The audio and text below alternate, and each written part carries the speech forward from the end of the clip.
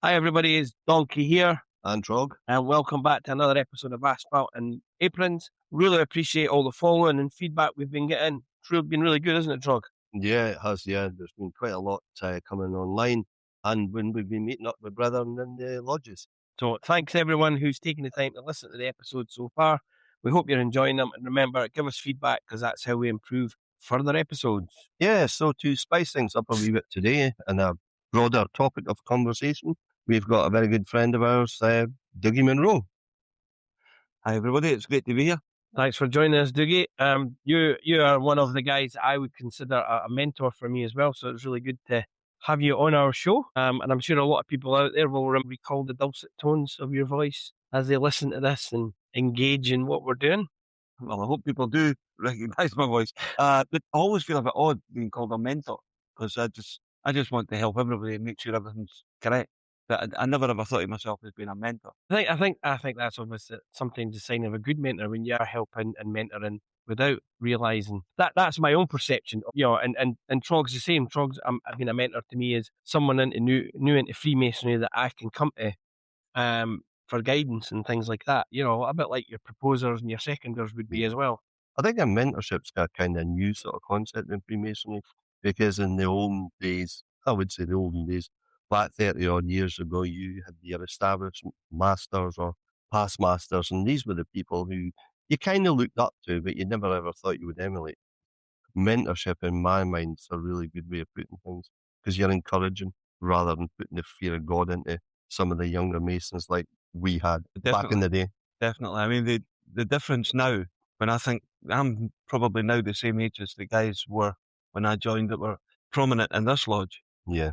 That I wouldn't like to think anybody who's scared to approach me or think, oh, look, he's something that, that we didn't want to ask him any questions because he'll, maybe gives a hard time. I would never want to be that guy. But we did have that when we first joined. It's different now, for the better, I think. The Tuck Brigade, as we called it back then, was there was never encouragement. It was always, that was good, but, and you were always waiting on the but. And it always came. So there wasn't a lot of encouragement there at all. And we make sure nowadays we do not do that.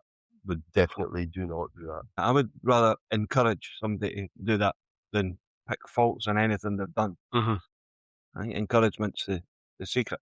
I think it's something that we've touched on before, and Trog certainly mentioned as well, is you're always learning. So you're advising, you're helping, but everybody's learning. So to be able to turn around and say, "Oh, but you never done that right," things change, things evolve. Tradition can stay the same. I'm happy to say that I've not met anybody that I felt was like part of the Tucked Up Brigade. I've always found everybody very welcoming, offering a bit of advice, and I think that's the thing. You offer advice. You're not telling someone what they should and shouldn't be doing. But it's good as a young Freemason to have people like yourself and Trog and other people within the lodge there that you can go and say, I'm not too sure about this. Am I doing this right? What do I need to do? And then they can come and help you. And I certainly think that is the way forward for Freemasonry, especially for new Freemasons coming in.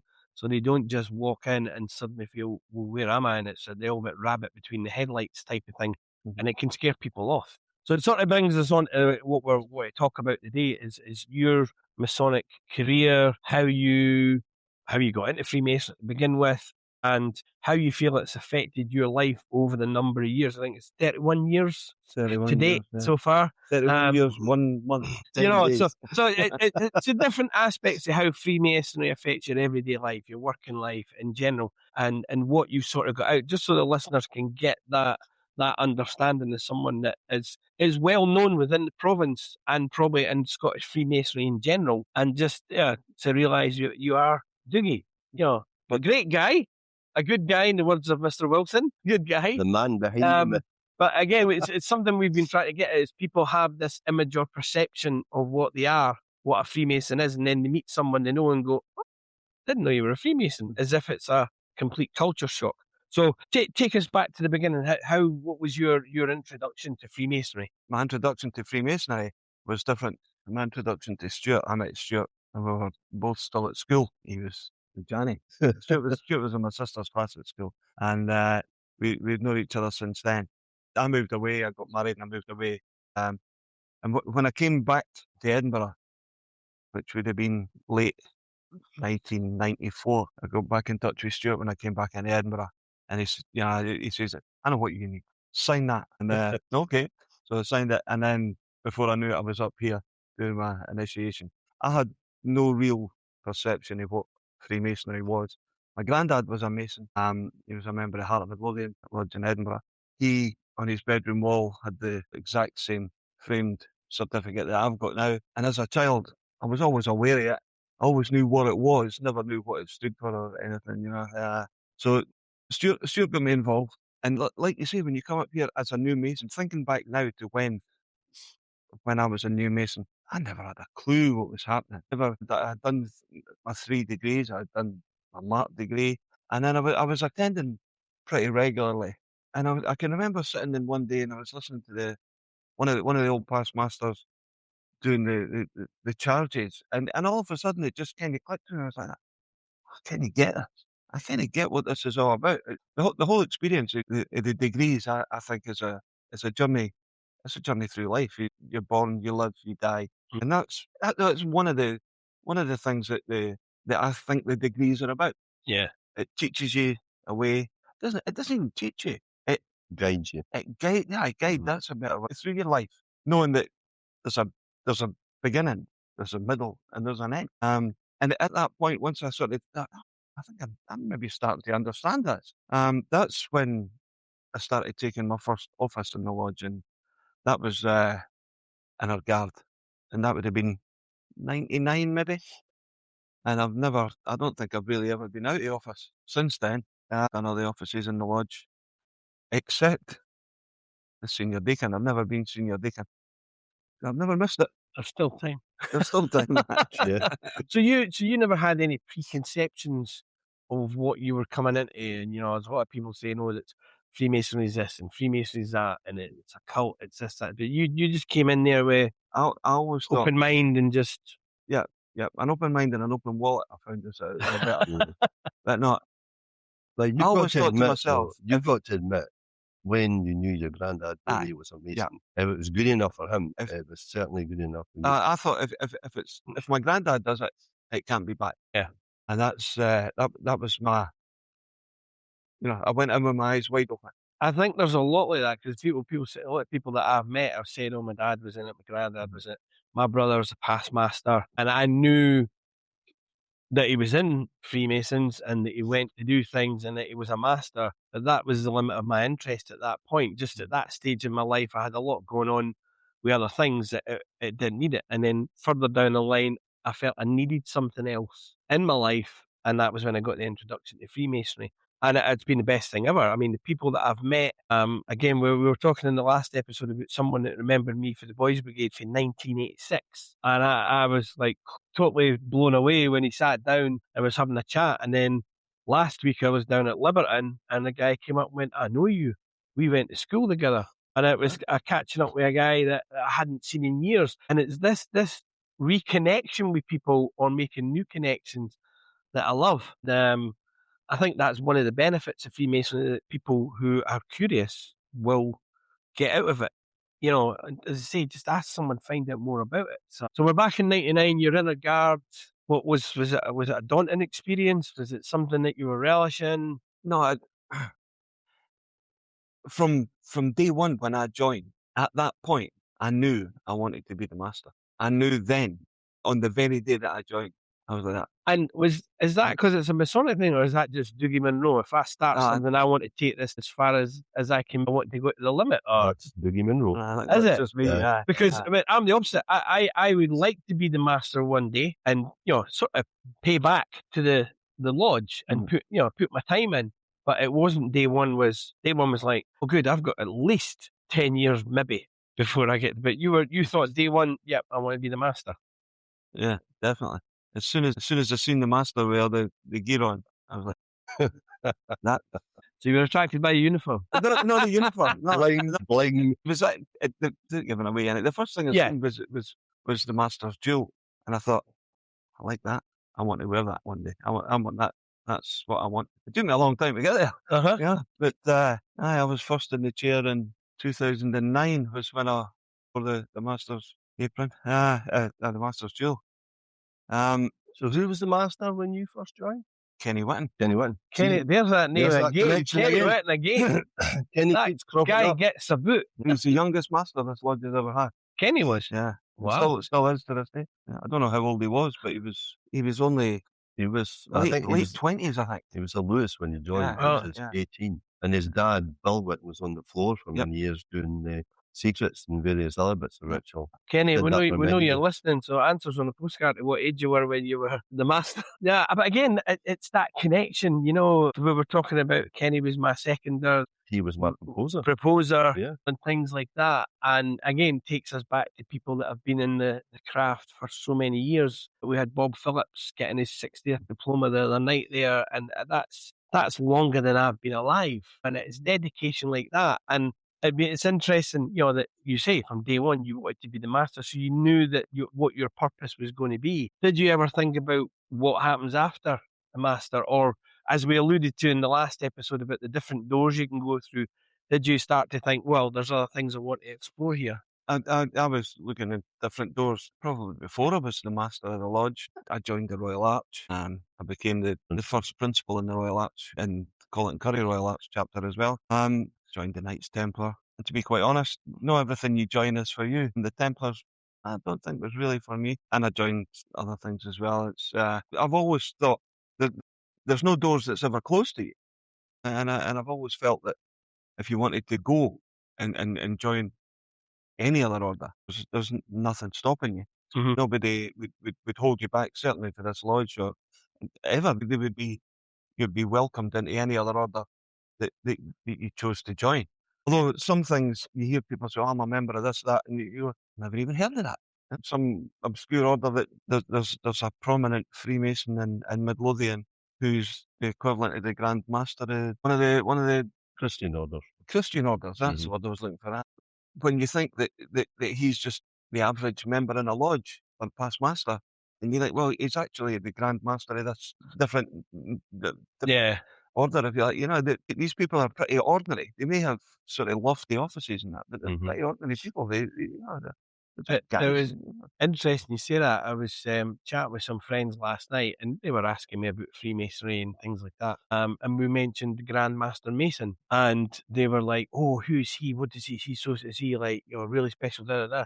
And I said, "Well, actually, probably about 6 months ago, I was sitting in the lodge with him when I went to number one." And he was there, and now 6 months later, he's the Grand Master Mason, and you could see the look on their face as if to say, but if he was just sitting beside you like everybody else and he was a normal guy, how is he Grand Master Mason? Now, you know what? It's like the Grand Master Mason title has to be, it's like the king has to be a lineage of some kind, rather than, no, it's someone that's put his time and efforts into Freemasonry, and this is it being recognised and rewarded. That's exactly it, because the Grand Master Mason is the Grand Master Mason, but then he could go to one of the Christian orders where he just could be an ordinary member of the congregation sitting there. Mhm. So the Grand Master Mason title does not travel into all the other orders. Yeah. So that's the interesting part of it. Oh, on the aspects of your Freemasonry journey, I've got to try and touch on a couple of things here. Is how did it? I mean, because obviously you've known Stuart for a while. You're dead, but I came back. Did that connection now through Freemasonry enhance and develop your friendship more? Oh, definitely. Or are you sick of the sight of them? Yeah, quite. No, but it definitely enhanced our friendship. It's just another level. Even if this had never happened, we would still be friends. But this makes it closer. We've done the same things. Like I say, Stuart proposed me. I followed Stuart into the chair. We swapped wardens' chairs so that Stuart could go into the chair before me, at the master's chair before me. It's definitely tightened our bond, without a doubt.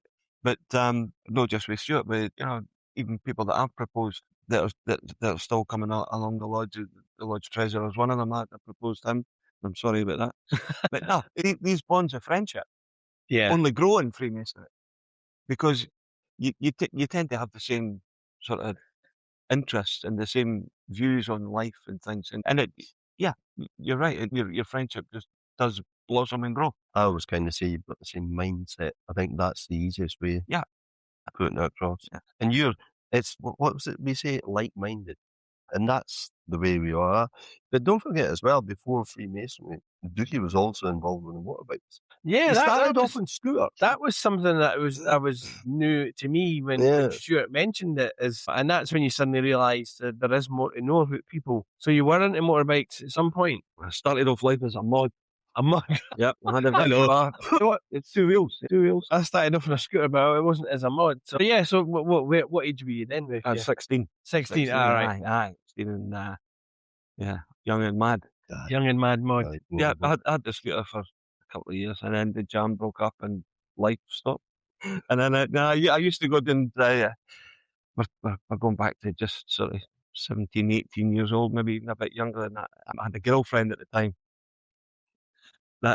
That girlfriend's best pal was going out with Stuart.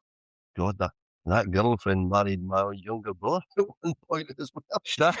Forgot about that. This is getting close. I was wondering where it was going there. But no, so Stuart used to turn up, you know, we used to, because the two girls were friends. We even got close. I was in Stuart's wee brother's class at school, Peter's, and we got closer as friends then, and he was always on the bike. Yeah. So I was like, you know what, I'm going to go up to, was it Better Bikes? Bendy bikes. Bendy bikes. Bendy bikes. Yeah. And I got myself it was a Honda, a CM125 is what I bought. That was what you were allowed to drive in the days. A wee custom cruiser it was, wasn't it? A wee cruiser, I had that for a couple of years. Then I got a job as a delivery driver for a building company. I moved away. I got married and I moved away. I sat my heavy goods, and I never really took biking any further than that, really. But but that spark is back there again, isn't it? The spark is back. I was speaking to my wife this morning, and she says, well, why don't you just go and... So it's pending. I have to say, I do love your wife, Carol. She must be one of the most understanding wives going, because you are a busy Freemason. And I think that people often ask that of, what does your wife, your partner, your other half think of with you being in Freemasonry and being out a lot and things like that. How has Freemason helped and impacted your personal life? Obviously, without going into too much personal detail, but well, I think when I was first a Freemason, and I was, visiting other lodges and out and about, Carol never had a clue what was going on. Although her dad was a Freemason, but he wasn't a member of my lodge. He was a different lodge in Midlothian. So she was kind of used to that happening. But then she would, I would at the time I was a lorry driver, so I was home maybe only two nights a week or something. And 2 nights I was home. I was away visiting, and so it's, she's like that. What's going on at this lodge? What do you do? She had a wee bit of resentment early on. I think as time went on, and that resentment changed to mere sort of respect for it. She'd seen what was happening, and she tells me that it's changed me. All right. I don't know if it's changed for the better. Well, for the better. I think I was always the same. I think I maybe act differently now than I did then, but I think everybody's like that. It does shape you. It shapes you in a way that... You and I were discussing a while back, and it was when Steve and I were talking about the podcast, and we were talking about what would we be doing in our life if it wasn't for Freemasonry. Because it's a massive, massive part of our life. We're social life, we're friendship, we're network. It's a huge, huge part of it.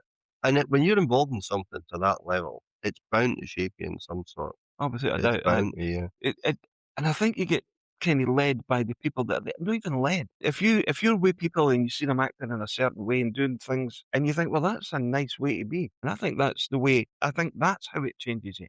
I don't think I've changed as a person. I think I'm always been the same. But maybe I do things differently now than I would have. That could also just be maturing, and I'm getting older. It's interesting you're saying about maybe not using the word led, but I would say it's pretty much people leading by example. You're seeing how others are behaving, how other people treat other people, and it does cause that little bit of self-reflection and go, am I like that? Or am I the guy that people go, oh, he's a bit awkward, or he's a bit, he doesn't engage, and things like that. I mean, I've certainly got more confidence in meeting new people. It's always been something that I've had a panic. I had a chat with someone a couple of weeks ago. We're talking about networking, and they say, oh, you network a lot. I mean, yeah, but I can't go up and talk to strangers straight away. Yeah. because I feel awkward. If they come to me, it's great, but I can't walk and just introduce myself and go, "Hi guys, how you doing?" In Freemasonry, that barrier's taken away a bit because a lot of people will come to me first. But now when I go into a different lodge for the first time or whatever, I'm quite willing to introduce myself. So it's developed my character in that sense. And it's caused me to think, right, what else can I be developing? And you're right, you see other people and how they do what they do, and also how they're treated and respected by other people. And you're like, I'd like to be like that. How do I do that? What do I change? So I think one of the hidden things that you get from Freemasonry as a person is confidence. Mhm. You know, I mean, even last night, Stuart and I were at a lodge meeting last night, and I had to stand up with maybe 15 minutes notice and return a speech in a room full of, I don't know, 70 guys Yeah, maybe, there's about 70, yeah. people that I hardly knew. Because you've done it before, that confidence is Mhm. already there. You can stand up and you can speak in front of a room of people and I think that develops from even doing the Lodge ritual. You start maybe doing a wee bit as an inner gap. So you've got 5 or 6 lines throughout the whole ceremony, and by the time you get to the master's chair, you've got hundreds of lines. You've got You know, reams. and you're growing in every station that you're in. You're growing as a person. Your confidence grows, and it shows. It's great to watch people. You see them growing as they move through the lodge. And not everybody does. Some people Mhm. get to halfway through and go, "This isn't for me." That's perfectly fine. Yeah, But we Freemasonry is saw that no. we saw that confidence in you last night because yeah, you only had 15 minutes to do it, and it's a relatively new position that you're in, Mhm. doing what you're doing. But we had no worries at all that you wouldn't be able to deliver that speech, and you did it very, very well. Thank you. Yeah. I did use the wrong terminology for the chairman of the meeting. Yeah, but you're allowed to. Yeah. Again, it's interesting we're saying there about seeing the development in people and how some people might go, look, this moving forward isn't for me just now. I'm quite happy if I can stay at the position I'm at. And I think that is a good reflection on the individual as well, that you can realize that I'm not quite ready to move on. So I'm going to take my time. You set your sight, you said, I want to be the master on day one. I'll like to be the master eventually, but I'm not rushing it. And there's other people who'll get part of the way through and then go, no, I think I'm not ready to be master yet, or move up to senior deacon or whatever. Give me another year doing this. And that's a good test of character. When Perfectly fine. someone can say to themselves, I'm not ready for this. And when they say it to the other office bearers, I think they'll panic, but what they'll get is respect for recognizing that. And again, that's self-development, which I think is a crucial part of what I'm getting out of Freemasonry. It's making me look at myself in the eyes of others. And yeah, I think that's good in that sense. I think as well, though, saying that when I was going through the offices to get to the chair, the lodge was busier. There was more office bearers, more people wanting to fill in these posts. Yeah. So that's I joined in '95. I wasn't the master until 2009. So it's a long journey. Yeah. Whereas some guys join in certain lodges and they're whisked through all the offices and they're in the chair in 6 or 7 years. Yeah. I think that can be a bit of shock to the system for these guys. Yeah. Whereas a longer, it makes you want it more. I think we're 2 years in every position, so it's a long time to get to the chair. And I think that See, you're going back to that where we were talking about the other week, where it is progression. Is it a Yeah. right or a privilege? What we did say it is a bit of both. it's a bit of both. And you've got to be able to move on to the next position. You've got to be competent and confident enough to move on to the next position. Not everybody has that, but not everybody in life is a firefighter. But it's like you're saying, as Stuart said there, about a right and a privilege. It's not a case of, oh, well, look, guys, I've been in the lodge 10 years now. It's my turn to be master.